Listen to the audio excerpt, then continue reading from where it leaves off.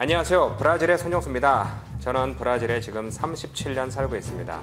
브라질 발전된 모습을 여러분에게 잘 전해드리려고 지난 20여 년 전부터 관련된 글을 많이 쓰고 있습니다. 작년부터는 유튜브를 또 개설하여 브라질 소식을 여러분에게 전해드리려고 많은 노력하고 있습니다. 브라질과 관련된 이야기, 그리고 이곳에서 살고 있는 우리 한인들에 대한 이야기를 조금 하려고 합니다.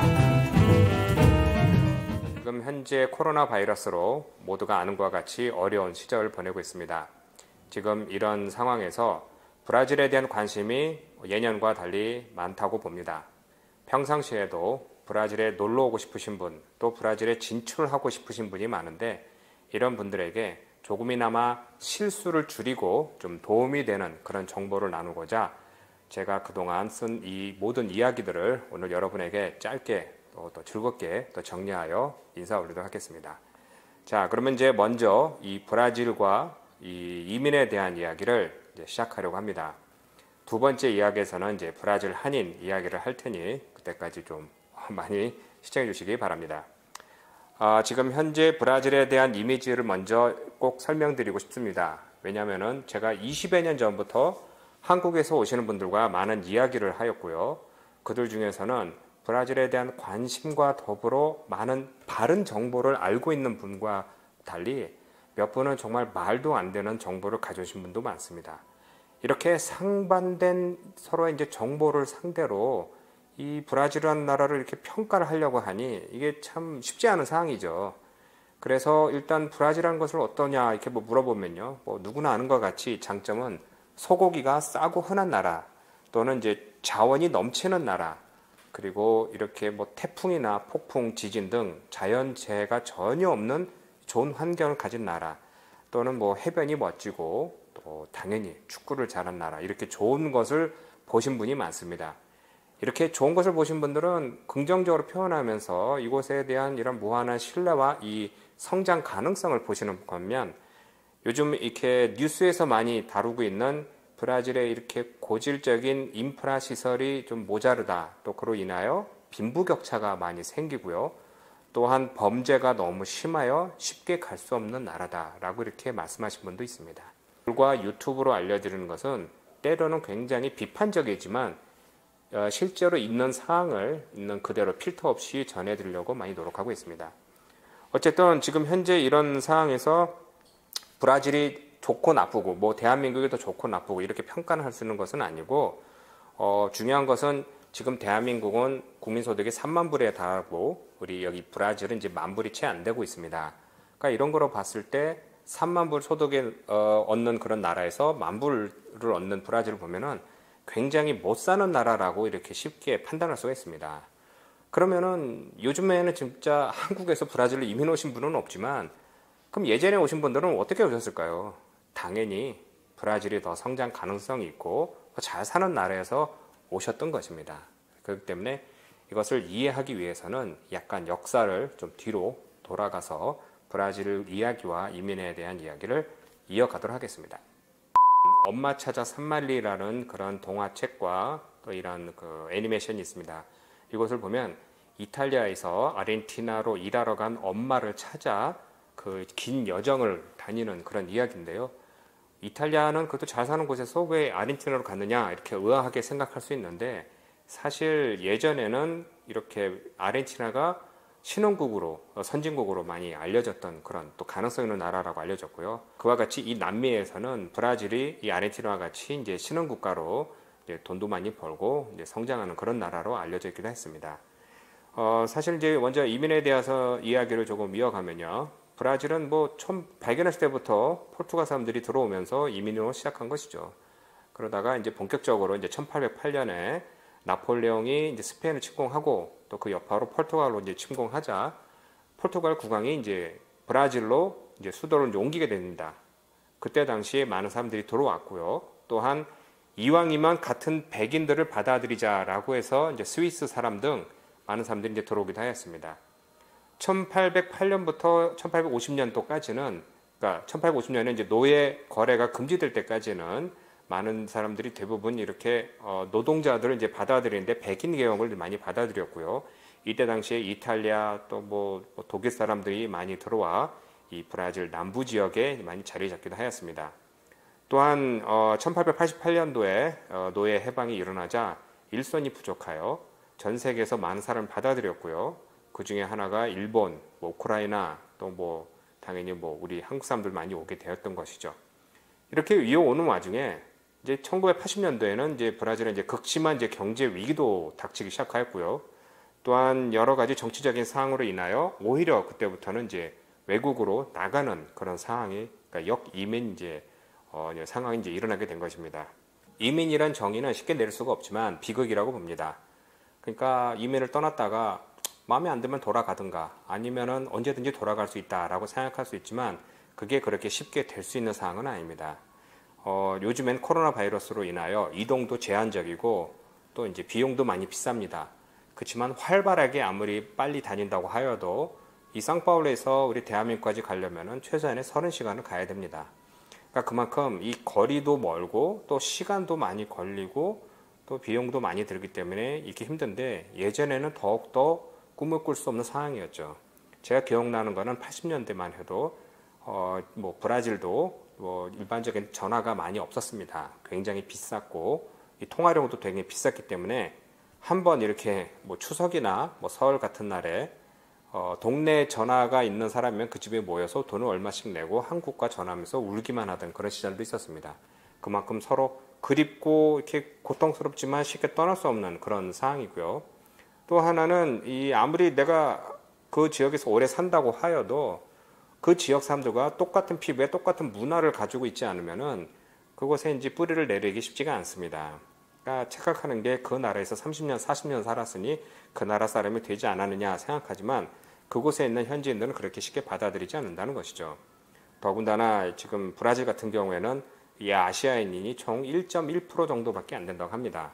그러니까 전체 인구 1.1%라는 것은 얼마 안 된다는 것이죠. 그렇기 때문에 그곳에서 일본 같은 경우도 100년이 넘는 이민 역사가 있지만 확연하게 눈이 띄는 이런 모습 때문에 말은 같은 브라질 사람이라 하지만 이게 쉽게 이제 융화되는 것은 이제 어렵다는 뜻입니다.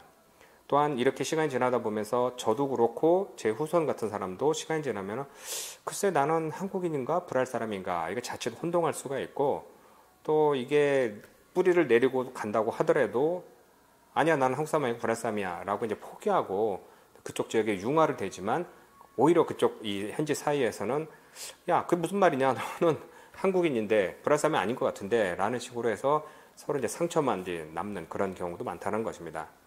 자, 일단 이민을 떠나는 이유에 대해서는 누구나 다 아시는 것과 같이 정치적인 사항도 있고요. 그러니까 그 당시 60년대에 브라질로 이제 이민 오신 분들 중에 몇 분은 이제 현지 군인이었다가 정치적인 사항으로 인하여 옷을 벗고 이제 브라질로 이민 오신 분도 많고요. 또는 이제 가장 큰 원인은 누구나 다 아는 것과 같이 이제 먹고 살기 위해 또 보다 나은 삶을 위해 떠난 것입니다. 90년대 지나서 제가 이곳에 살면서 배운 거 보면은 한국에서 오신 분들 중에 또 몇 분은 당연히 돈을 벌러 오는 분도 많지만 돈은 한국에서도 벌어보고 전문직인데 이 좀 보다 나은 삶의 질을 위하여 그러니까 너무나 많은 일을 하니까 그것을 좀 줄이는 것과 또한 이 자식들이 이 교육에 너무 치달려 이렇게 사는 거니까 이것을 좀 벗어나고파 이 브라질로 오신 분도 몇 명 있기도 합니다. 이민은 제가 본 정의는 여지껏 보면은 대부분 많이 성공을 하셨습니다. 이 왜 성공을 하시냐면은 아무래도 절실함이 있고요. 환경을 바꾸면서 새로운 곳에 도전한다는 것이기 때문에 그쪽 지역에서 있는 사람들보다 이 환경, 이 변화에 대한 시장의 흐름이라든가 이런 것을 더 빨리 많이 보시고 계십니다. 그래서 그쪽 현지인들이 하지 않는 것보다 더 빨리, 더 많이, 더 좋게 서비스건 제품이건 만들어 팔기 때문에 바로 이 누구든지 어느 지역에 간 이민자들이 성공하는 케이스가 굉장히 많다라고 보는 겁니다. 한국에서도 보면은 이제 외국 노동자들이 와서 일하는 것을 많이 보실 것입니다. 식당이나 이런 곳에서 이제 서빙하시는 분들 보면은 이제 그들도 보면 많은 사람들보다 되게 많이 일을 한다라고 저는 이제 많이 들었습니다. 자, 그러면 이제 브라질의 이제 개척 시대에 대한 이야기 이제 이어가려고 합니다. 브라질은 이제 1500년에 이제 발견되며 당연히 이제 식민지로 시작을 하면서요. 지역에 무엇이 있는지 한두 명씩 이제 떠나기 시작합니다. 새로운 땅에 무엇이 있고 또 그 누가 살고 있는지 또 무엇을 하고 있는지 또 가장 중요한 금과 은 등을 이걸 뭐 쉽게 손에 넣을 수 있는지 등으로 이제 탐험대가 떠나는데요. 이게 탐험대가 포르투갈어로 이제 번데란치라고 부릅니다. 번데라고 하면은 이제 뭐 깃발이고요. 그러니까 기수든 사람들이 앞장서서 이제 나간다라는 뜻인데요. 그런 정신이 남아서 브라질 사람들은 이 진취적이고 또 모험심 강하고 도전을 좋아하는 그런 사람이기도 합니다. 이런 발견과 이제 개발로 인하여 새로운 땅이 개척되며 또한 그곳에서 이제 필요한 이 노동력을 모으기 위하여 첫 번째는 이제 이곳에 살고 있던 이제 원주민, 그러니까 인디오라고 하죠. 그들을 이제 학살하였고요. 노동력을 많이 사용하였고요. 또 바로 이제 옆에 있는 이제 아프리카에서 이제 흑인 노예들을 많이 데려오기도 했습니다. 지금 한 200년간 아프리카에서 1,100만 명 정도의 노예가 끌려왔다고 합니다. 그중 절반 정도 되는 이제 500만 명이 브라질로 왔고요. 나머지는 다 이제 북미나 중미로 이제 끌려갔다고 합니다.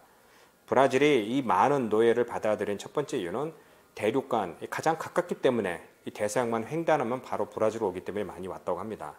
또한 이 남미에서는 이제 많은 이제 대규모 이제 농장화를 예전부터 지원하여 많은 노동력이 필요하기 때문에 이제 그들을 이제 끌고 와서 일을 시켰습니다. 또 땅이 넓고 또 환경이 좋으니까 이것을 뭐 대규모 플랜테이션을 이제 이용을 하자라고 하는데 이게 너무나 많은 땅이기 때문에 이것을 이제 쉽게 집약적으로 이제 생산하기 위해는 이제 힘이 들다. 그래서 인구도 많이 늘릴 겸 외국인을 받아들이면서 뭐 당연히 뭐 포르투갈이나 유럽 사람들을 이제 많이 받아들였던 것이죠. 또한 여기서 이 아프리카에서 넘어온 이제 흑인들도 많은 분들이 아직도 혼동하시는 게 아직까지도 흑인들은 다 똑같다라고 생각하시는 분이 많습니다. 아니면 동남아에 봐도 그쪽에도 뭐 같은 아시아권이라고 하지만 이제 인종이 다른 것과 같이 아프리카 그 넓은 대륙에서는 되게 많은 종족과 언어가 있습니다. 그러다 보니 이제 그들을 이제 묶어서 이 데리고 왔다 보니 여기서도 자기 나라에서 가지고 있던 풍습을 이제 그대로 가지고 오면서 이게 문화 발전의 밑거름이 되었지만 또 다른 면으로는 이제 그런 이런 아프리카에서 끌려온 이제 노예들의 그런 이제 기질도 이제 많이 남아 있다고 합니다. 그 중에 이제 첫 번째가 위에서 시키는 대로만 하면은 그냥 나는 탈없이 할 수 있다라는 생각에 지금도 이게 악습이지만 우리 한인들 중에서도 몇 분은 브라질 사람을 이제 돈을 주고 쓰면서 일을 제대로 못할 경우 아니면 뭐 성에 안 찰 경우 야, 저 노예 근성을 가진 놈들 저 일을 제대로 안 하네 라고 손가락질을 하면서 이제 탓을 하지만 사실은 이제 그게 그렇게 쉽게 설명할 수 있는 것은 아니고요. 그들만의 고충이 분명히 있습니다. 그리고 이렇게 유럽과 아프리카에서 온 영향들이 모두 섞이면 이게 정말 재미있는 이런 융화가 일어나면서 각종 음식이나 음악이나 또 이런 지역마다 삶의 스타일이 이제 많이 달라지기도 하였습니다. 지역마다 쓰는 이런 말과 표현과 또 이런 쓰기가 다 다릅니다. 보통 우리가 과자라고 알려진 것 브라질에서는 양분화되어 일부 지역에서는 볼라샤라고 부르고요. 또 일부 지역에서는 미스코이토라고 합니다. 그러니까 이게 같은 표현이지만 지역마다 이게 쓰임이 다른 이유는요. 일단 뭐 남부 지역에는 백인 계통들이 많이 살고요. 북부 지역에는 뭐 인디오, 그러니까 원주민들의 후손들이 많이 살고 또한 그 중부 뭐 중동부 같은 경우는 또 당연히 뭐 옛날 수도였던 류데자네이루나 살바도르 같은 경우는 이제 흑인 계열들이 많이 살면서 이런 문화적 인종 차이와 문화 차이로 인하여 표현력이 다 다를 뿐입니다. 또한 이 시장이 넓다 보니 지역적으로 발전된 이런 상표가 다 다릅니다. 그러니까 이제 뭐 샴푸나 아니면 비누나 아니면 뭐 먹는 우유라든지 이런 것이 한 지역에선 유통되고 전국적으로는 유통되는 것이 이제 따로 나눠져 있어서 때로는 거기서 수십 년 된 또는 이제 100년 된 기업이지만 바로 얼마 떨어지지 않은 다른 지역에서는 생소한 상표가 될 수 있는 것입니다. 그만큼 브라질의 시장은 이게 크기 때문에 모든 게 이렇게 차이가 있는 것이지 그냥 하나로 통틀어서 이렇다라고 표현하기가 굉장히 어려운 시장이라는 것입니다. 세계적으로 모든 선진국들 보면은 국민당 소비량이 그러니까 뭐 육류라든가 설탕이라든가 우유라든가 밀가루라든가 이런 소비량이 벌써 이제 100% 다 찼습니다. 그러니까 더 이상 성장할 가능성이 없다라고 보는데 브라질은 아직도 이제 아직도 개발도상국이기 때문에 아니면 또 이렇게 좀 성장을 해야 될까요? 그러니까 이게 아직 다 차지 않았습니다. 그러니까 그 여러 이유가 있는데 아직 인구가 늘고 있는 추세고요. 또 하나는 이것에 아직 소득이 많이 차지 않기 때문에 아직도 이제 저소득층이 계속해서 이제 소비를 해야 되기 때문에 이런 식으로 이제 계속 올라가고 있는 그런 상황이기도 합니다. 그래서 이런 메리트, 그러니까 인구 많고 자원 많고 또 시장성 성장 가능성이 있기 때문에 전 세계에서 이제 많은 사람들이 지금 아직까지 그러니까 기업들이 눈독 들이고 브라질을 이제 진출을 하려고 하고요. 또한 정작 브라질에서는 이제 전체 이런 뭐 매출의 한 80%가 이제 내수 시장에서 지금 사용하고 있는 것입니다. 그러니까 자, 그러면 이제 브라질 사람은 누구인지 좀 알아봐야 됩니다. 인종, 민족, 종교 등 다양한 이유로 인하여 하나로 이렇게 절대로 설명할 수가 없습니다. 당연히 이제 포르투갈 이제 식민지로 시작하였지만 그동안 이제 노예도 들어오고 또 이곳에 살고 있던 원주민들의 후예 그리고 이제 또 이제 서로 간에 이제 피가 섞이면 혼혈인 등 여러 가지 이유로 인하여 통틀어서 지금 어떻다 이 사람이다라고 이제 절대적인 얘기는 할 수가 없습니다. 전체 2019년 이런 통계를 보면요, 46%는 이제 혼혈이고요. 그러니까 이제 이게 어찌됐건 백인이나 아니면 흑인이나 아니면은 또 그 위에서 뭐 이곳 살 때는 원주민, 인디오라든가 이런 사람들의 피가 섞인 사람들 혼혈이 46%로 이제 가장 많은 수고요. 백인은 이제 42%, 또 흑인은 이제 9.4% 나오고 있습니다. 우리 이제 아시아에는 이제 1.1% 정도 됩니다. 근데 재미있는 게 시간이 지나면서 2000년대 후부터 흑인이라고 발표하는 사람, 그러니까 나는 예전에는 그냥 우리가 보기에 이 사람이 백인인지 흑인인지 확실치 않은 사람도 있습니다. 이 사람은 백인 같기도 하고 또 어떻게 보면 또 흑인 같기도 한데 이 사람이 무엇이 하고 이렇게 의아하다 보면 그 사람은 나는 백인이야. 왜 우리 선조 중에 몇 명은 이제 백인이 있으니까 백인이야라고 이렇게 얘기하셨는데 이게 요즘에는 이제 추세가 바뀌어 나는 흑인이야. 흑인의 피를 가지고 있어라고 하는 사람이 점점 늘고 있는 추세입니다. 그러니까 2000년대부터 와가지고 지금까지도 한 10년 사이에 30% 정도 더 늘었다라고 합니다. 그 첫 번째 이유는 예전과 달리 이제 흑인에 대한 이제 자긍심을 가질 수 있는 운동이 계속해서 일어나고 있습니다. 또한 흑인들의 그 문화적인 이런 위대한 또 여러 가지 이런 혜택 이런 것이 많다 보니까 예전같이 나는 노예 후손 이렇게 생각하지 않고 점차적으로 나는 흑인의 이런 정신을 가진 것을 굉장히 자긍심이 있다라고 해서 요즘에는 이제 흑인의 숫자가 계속 늘고 있는데요. 어쨌든 이렇게 애매모호한 이렇게 추세입니다. 그러니까 이 사람이 백인이냐 흑인이냐 지금 이런 게 좀 확실치가 않은데 중요한 것은 이 남부지방은 아직까지도 이제 백인들의 이런 숫자가 굉장히 높습니다. 백인 상파울로 위 정도만 돼도 벌써 이제 날씨가 더워서 백인들이 살기에는 적합하지 않다고 합니다.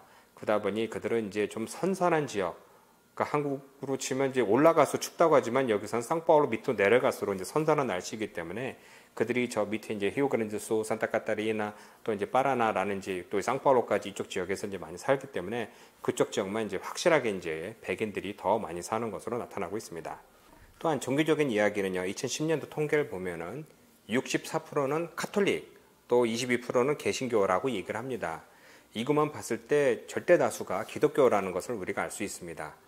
카톨릭이라고 하지만 이게 어렸을 때부터 계속 이제 나오면서 신앙을 이어온 사람도 있지만 그러지 않고 그냥 부모님 때부터 나도 그냥 카톨릭으로 생각하고 있고 카톨릭으로 생각한다라는 것이 굉장히 많고 요즘에는 이제 개신교로 이제 바뀌는 사람도 많고요. 그거보다 이제 무신교가 지금 더 전 세계적으로도 똑같이 많이 늘고 있는 추세입니다. 어찌됐건 이런 상황에서 브라질 사람을 만나고 뭐 회사에서 만나던 뭐 밖에서 뭐 유학생을 만나던 서로 만나서 이야기를 하다 보면은 이 사람이 어느 지역 사람이고 어느 정도 경제 수준과 뭐 교육 수준을 가졌다라고 이렇게 판단하기가 쉽지가 않습니다. 뭐 빈부격차는 심하다고 하지만 뭐 그렇게 겉모습만 보고 뭐 이름만 보고 이렇게 쉽게 판단할 수 있는 것은 아니고 또 이 사람이 또 어느 지역 사람이다라고 판단하는 것은 이제 심각한 이제 일반의 오류가 일어날 수 있습니다. 그러면 이제 무엇을 먹고 사는지 좀 알아봐야 됩니다. 브라질은 뭐 당연히 아는 것 같이 자원이 많습니다. 뭐 아마존 지역도 있고 또 그 이외에 또 뭐 이런 해안선에서도 석유가 나는 등 이렇게 많은 이제 자원을 가지고 있는데요. 특히 관심 많은 아마존 같은 경우에는 이제 과일과 동식물이 많다라고 잘못 알려져 있습니다. 그것은 우리가 먹는 과일과 동식물은 우리가 자연적으로 이렇게 나는 것이 아니라 특별히 재배를 해야 됩니다. 그러니까 바나나가 막 아무 데서나 막 열리고 뭐 망고가 여기서 열리고 또 이렇게 보면 뭐 여기서 뭐 동물들이 많이 잡아먹고 이것은 잘못된 것이고 아마존이라는 것은 이제 굉장히 척박한 곳입니다. 어찌됐건 그런 것뿐만 아니라 많은 자원을 가지고 있는데 이 자원을 캐서 개발하는 데는 꽤 많은 시간과 돈이 들어갑니다. 특히 이제 그 예로 볼 수 있는 게 석유라고 이제 설명을 드리는데요. 석유는 브라질에서 나고 있습니다. 그러니까 브라질은 산유국입니다. 그리고 이 브라질 이제 해안산에 프레살, 그래서 암연하층이라는 그런 이제 그러니까 수면 한 5,000m 이상이 되면은 그래서 안반에 있는 이런 석유를 끌어올 수 있는데요. 기술은 있지만 이런 것을 생산하여 수익에 내려면은 안 맞습니다. 더군다나 지금 석유가 많이 남에도 불구하고 브라질이 제일 많이 수입하는 것 첫 번째가 언제든지 석유입니다. 왜 그러느냐? 이 자원을 땅에 있는 것을 캐내려면 많은 기술과 이 돈이 많이 들어갑니다. 그런 것을 기술을 축적하고 또 그것을 또 개발하기 위해서는 이게 쉽지가 않다 보니까 또한 브라질에서 나고 있는 이제 석유는 이제 질이 굉장히 낮습니다. 그러니까 안 좋다 보니 이것을 정유화하여 사용하는 것보다 그냥 수출하고 다른 데서 정유된 석유를 사오는 것이 더 싸다라는 판단에 가지고 오고 있는 것입니다. 그러니까 우리가 대한민국에서 봤을 때는 이 넓은 땅에는 모든 자원을 그냥 퍼서 팔기만 해도 돈을 벌겠다 생각하지만 사실은 그러지 않다라는 것이죠. 그냥 내륙 지방의 어느 지역에서 뭐 광산이 발견됐다 하더라도 그것을 캐어서 또 이렇게 배가 있는 이제 해안선까지 이거 이동하는 게 그 돈이 더 많이 들 때가 있다는 것이죠. 자원이 많기 때문에 돈을 많이 번다라는 것은 그게 성립되지 않는다라는 그런 이야기고요. 또는 이제 콩과 육류, 커피 등 농산품과 축산품을 많이 만들어 수출하는 것은 맞습니다. 이 부분도 조심해야 될 게 요즘에 이제 많은 젊은이들과 이 경험담을 보면은 뭐 브라질에서 콩을 사고 싶어요. 뭐 여기서 뭐 나고 있는 이제 소고기를 한국에 수출하고 싶습니다. 뭐 닭을 뭐 수입하겠습니다. 그러면서 이 브라질 이제 업체를 이제 문 두들기면서 이렇게 협상을 하려고 하는데요.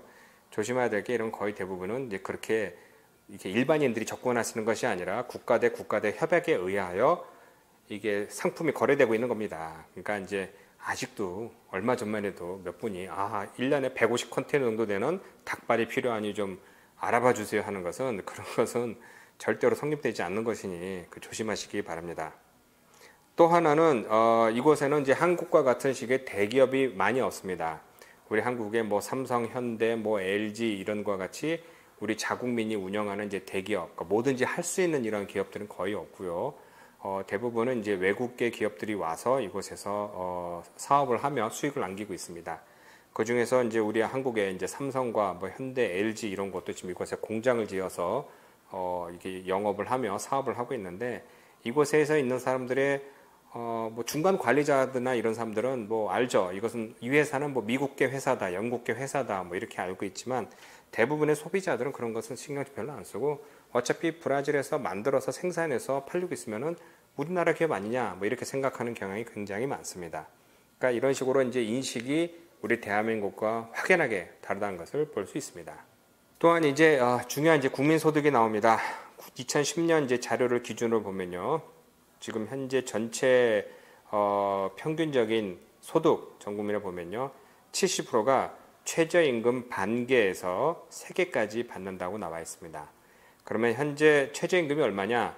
지금 현재 올해 시세로 보면은 1192헤알 이것을 우리 한국 돈으로 바꾸게 되면 한 27만 원 정도 되는 것입니다. 그러면 이게 27만 원이면 평균으로 한 3배까지만 되면은 한 90만 원, 그러니까 100만 원이 채 안 되는 돈을 벌고 있고요. 누구는 그거보다 적은 한 달에 27만 원, 또 누구는 한 30만 원, 50만 원을 평균적으로 받고 있다는 것입니다. 이렇게 임금이 낮은 게 브라질의 발전에 큰 걸림돌이긴 합니다. 우리 한국에서 어떤 분들은 얼마 전 브라질에 있는 이제 우리 한국 기업이 채용을 한다고 하여 지원을 하였습니다. 그러니까 브라질 사람과 연애하여 결혼하려고 하고 이 브라질에서 살려고 하는데 직장을 알아보던 중 한국계 기업에서 이렇게 직장을 직원을 찾는다고 하니까 자기가 지원을 했다고 합니다. 근데 협상을 하다 보니까 여기 현지 돈으로 5천 헤알 정도 준다고 합니다. 근데 그걸 자기가 환산을 해보니 그 당시에는 벌써 이제 환율이 되게 5.6 정도 해서 올랐을 때인데요. 그때 보면 한국 돈으로 한 80만 원 정도밖에 안 되는데 이게 맞냐? 이게 말이 안 되는 거 아니냐라고 이렇게 저한테 질문하셨는데요. 전화로 이제 해가지고 막 화를 내기도 하셨는데 이게 아니라 이 현지적으로는 이 받는 월급으로는 상당히 많은 높은 금액이기도 합니다. 실제로 5천 헤알에서 7천 헤알 정도를 이제 받는다라고 지금 저도 이제 알고 있는데요.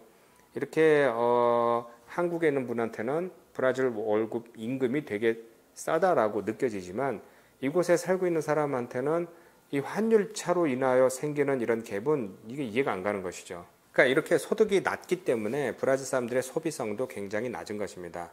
전국적으로 브라질 사람들이 이제 그럼 평균 임금이 무엇이냐라고 했을 때 전국을 보면 평균이 한 2,500 레알 정도라고 합니다. 그러니까 이게 한국 돈으로 한 56만 원 정도 되는 것이죠.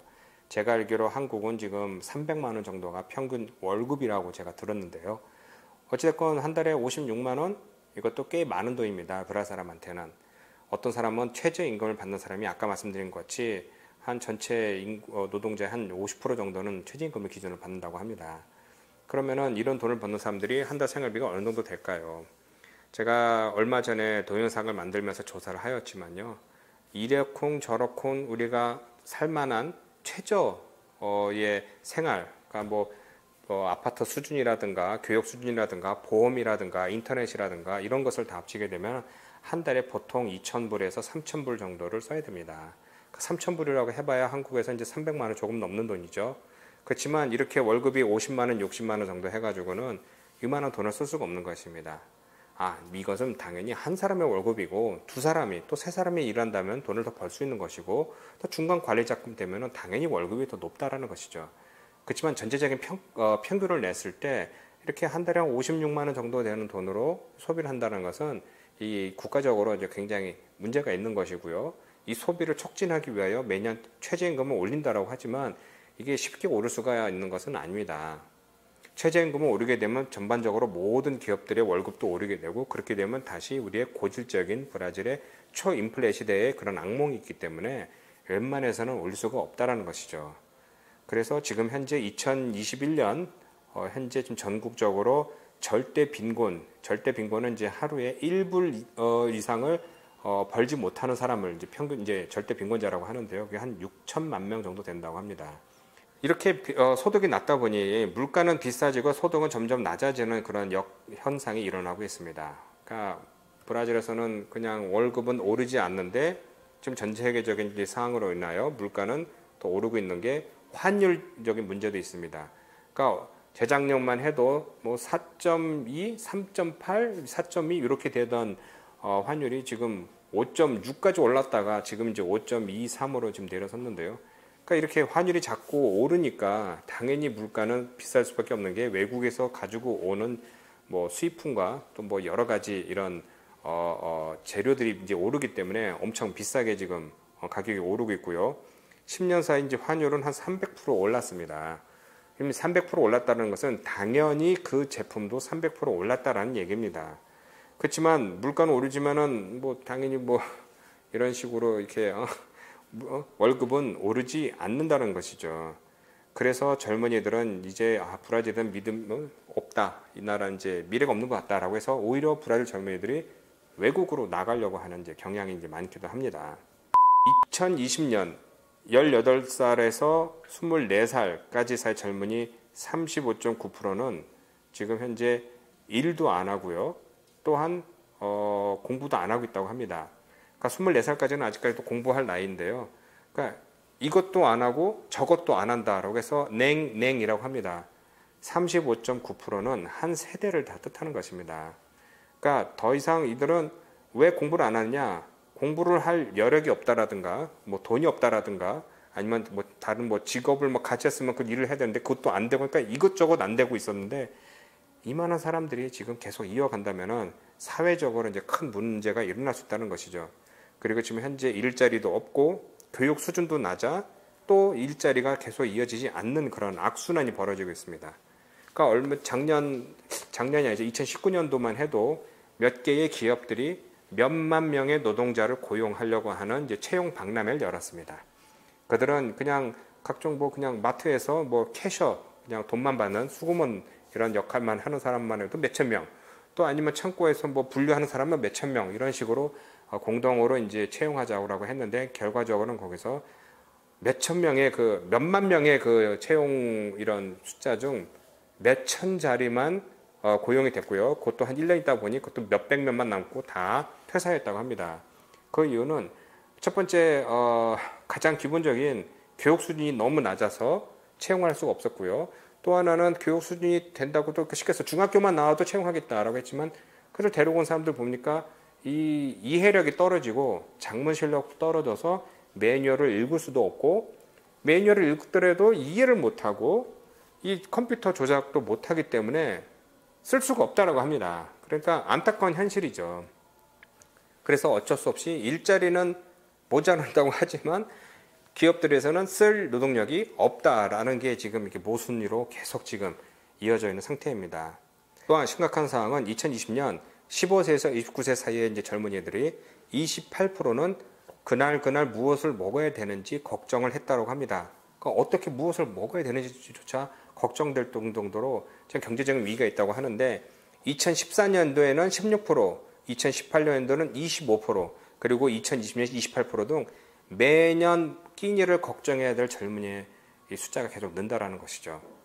그래서 이것은 이제 실업, 또 가장 문제인 이제 부패, 또 뭐 부정 이런 것으로 인하여 이 브라질에서는 이제 미래가 없다, 고통스럽다, 그냥 떠나고 싶다라는데 이게 바로 이제 47%의 이제 젊은이가 외국으로 떠나고 싶다라고 얘기를 하고요. 또 그중 이제 52%는 이제 브라질은 가난하다라고 자체 평가했다라고 합니다. 이게 그 전까지는 브라질 사람들은요, 뭐든지 다 갇혀 있고 기회가 있고 자원이 있기 때문에 우리는 뭐 가난하지 않아라고 생각했는데 이렇게 가난하다라고 자체 평가했다는 게 참 안타까운 거고요.